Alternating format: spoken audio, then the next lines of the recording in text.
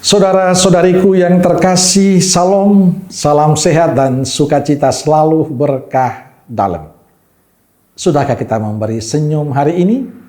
Jumat 1 November 2024. Gereja merayakan Hari Raya Semua Orang Kudus. Kita awali permenungan kita hari ini dengan tanda kemenangan Kristus. Dalam nama Bapa dan Putra dan Roh Kudus. Amin. Permenungan kita diambil dari Injil Matius bab 5 ayat 1 sampai 12a. Ketika Yesus melihat orang banyak itu, naiklah ia ke atas bukit, dan setelah ia duduk, datanglah murid-muridnya kepadanya. Maka Yesus pun mulai berbicara dan mengajar mereka.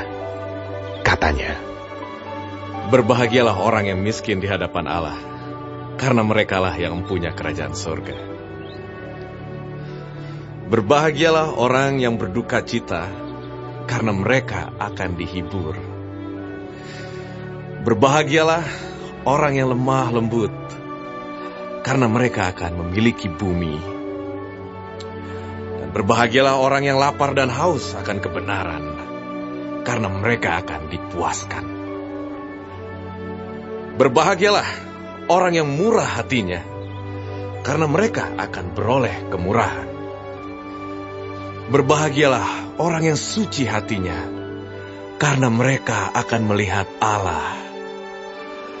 Berbahagialah orang yang membawa damai, karena mereka akan disebut anak-anak Allah. Berbahagialah orang yang dianiaya oleh sebab kebenaran, karena merekalah yang mempunyai kerajaan surga. Berbahagialah kamu, jika karena aku kamu dicela dan dianiaya, dan kepadamu difitnahkan segala yang jahat. Bersukacita dan bergembiralah, karena upahmu besar di surga."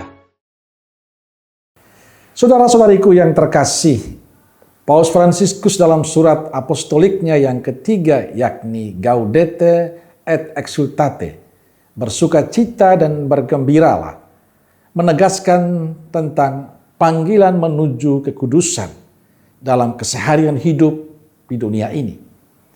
Menurut Paus Fransiskus, untuk menjadi orang kudus tidak perlu menjadi uskup, imam, atau kaum religius.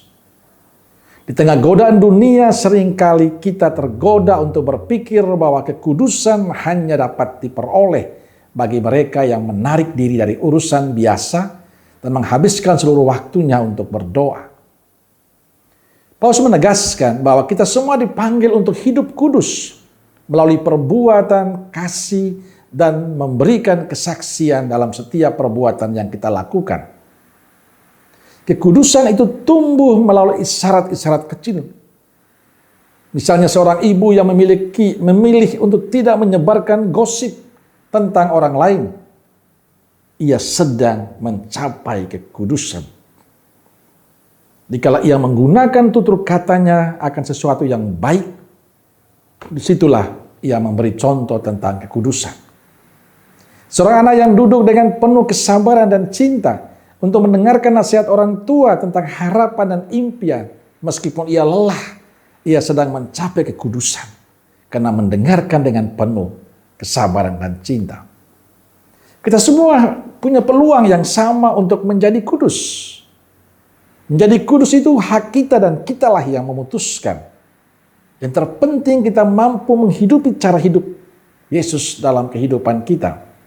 Kita menjadi orang yang peduli, orang yang peka. Kita penuh cinta membantu sesama kita. Kita penuh perhatian pada sesama kita. Kita tulus melayani. Mau memberikan diri, berkorban untuk sesama. Itulah cara kita untuk menjadi kudus. Bila kita bisa melakukan dengan kesungguhan hati kita, ketulusan hati kita seperti yang dilakukan Yesus, sebenarnya kita sudah menjadi kudus.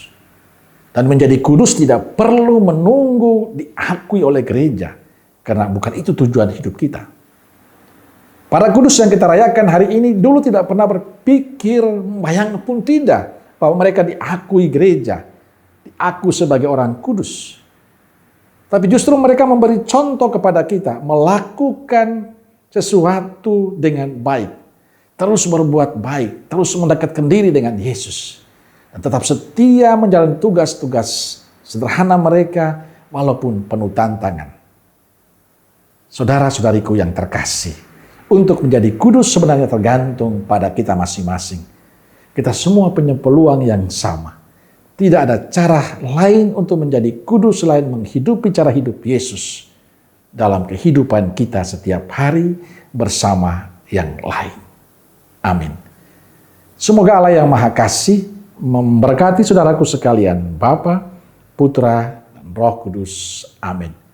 Roh Kudus Nazaret, doakanlah kami. Amin. Berkah dalam.